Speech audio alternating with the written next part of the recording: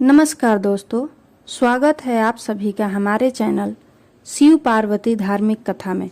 आज मैं आप सभी के समक्ष गणेश चतुर्थी व्रत कथा प्रस्तुत करूंगी। हिंदू धर्म में व्रत और पूजा की दृष्टि से चतुर्थी तिथि का विशेष महत्व होता है। यह हर माह में 2 बार आती है। कृष्ण पक्ष की चतुर्थी तिथि को संकष्टी चतुर्थी या गणेश चतुर्थी कहते हैं।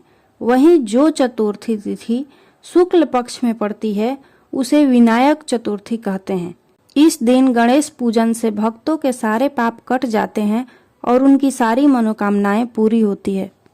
गणेश चतुर्थी व्रत कथा। एक बार भगवान शिव तथा माता पार्वती नर्मदा नदी के किनारे बैठे थे। वहां माता पार्वती ने भगवान शिव से समय बिताने के लिए चौपड़ खेलने को कहा।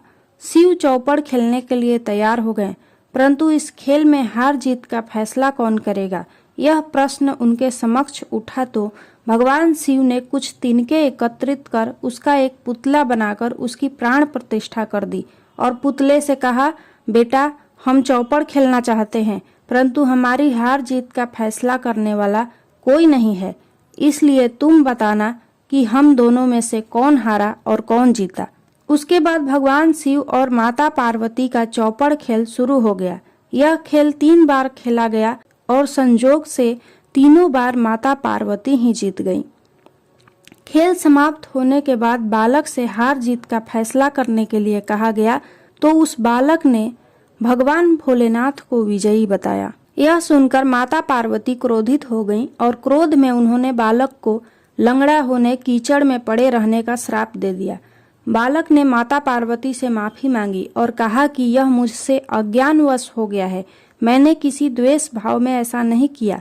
बालक द्वारा क्षमा मांगने पर माता ने कहा, यहाँ गणेश पूजन के लिए नाग कन्याएं आएंगी, उनके कहे अनुसार तुम गणेश व्रत करो, ऐसा करने से तुम मुझे प्राप्त करोगे। यह कहकर माता पार्वती शिव के साथ कैलाश पर्वत पर चली गईं। 1 वर्ष के बाद उस स्थान पर नाग कन्याएं आईं।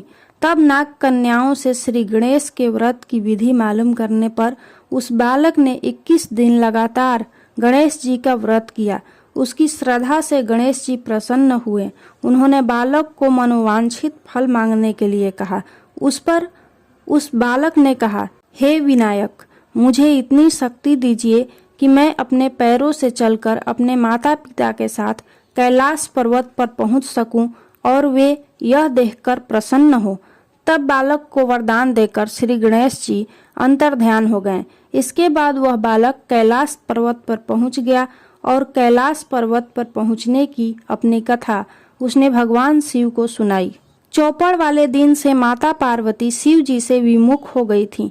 अतः देवी के रुष्ट होने पर भगवान शिव ने भी बालक के बताए अनुसार 21 दिनों तक श्री गणेश का व्रत किया।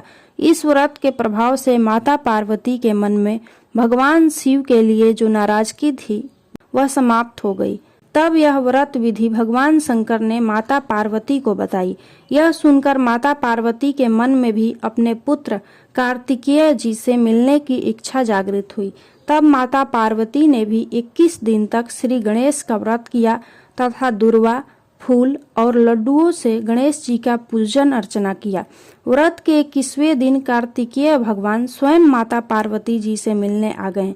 उस दिन से श्री गणेश चतुर्थी का यह व्रत समस्त मनोकामनाओं की पूर्ति करने वाला व्रत माना जाता है। इस व्रत को करने से मनुष्य के सारे कष्ट दूर होकर मनुष्य को समस्त सुख सुविधाएं प्राप्त होती है। बोलिए श्री गणेश भगवान की जय।